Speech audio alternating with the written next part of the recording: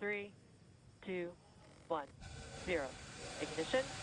Liftoff. After a previous weather delay, the Falcon 9 rocket and its capsule, the Crew Dragon, lifted off from Launch Pad 39A at Cape Canaveral. Look at them go. On board, veteran astronauts Doug Hurley and Robert Behnken, manning the first commercial spacecraft to take NASA astronauts into orbit. Shortly after launch, the Falcon 9 rocket successfully landed on a drone ship in the Atlantic Ocean, an engineering feat that Spacex worked on for years.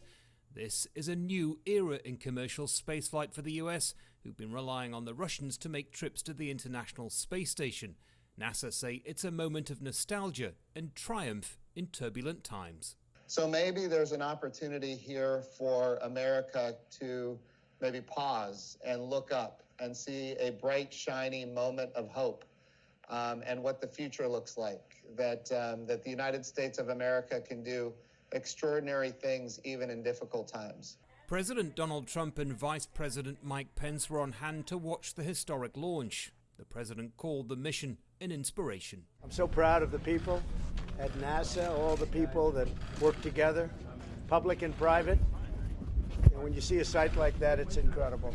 Despite guidance from officials to social distance, the beaches and roads along the Space Coast were packed with spectators, eager to watch the launch. I remember growing up watching, Challenger. I remember being in school watching it.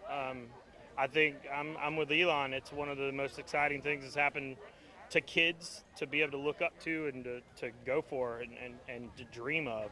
That's gone, and it's nice to see it back. When the crew arrives at the International Space Station, it's expected they'll stay on board for at least a month. This will be a crucial test of the Crew Dragon capsule. It's designed to automatically dock with the space station, although the astronauts will manually fly the capsule as they approach. Unlike the iconic space shuttle, the capsule will make a water landing when the crew comes back to Earth. If all goes well on this mission, it'll pave the way for paying passengers and potential missions further afield. For NASA, this marks the end of a 9-year hiatus and the beginning of a public-private partnership. Elon Musk, who owns SpaceX, says this will reignite the dream of space, and the next mission's already planned for August. Then there's talk of putting people back on the moon and even venturing to Mars.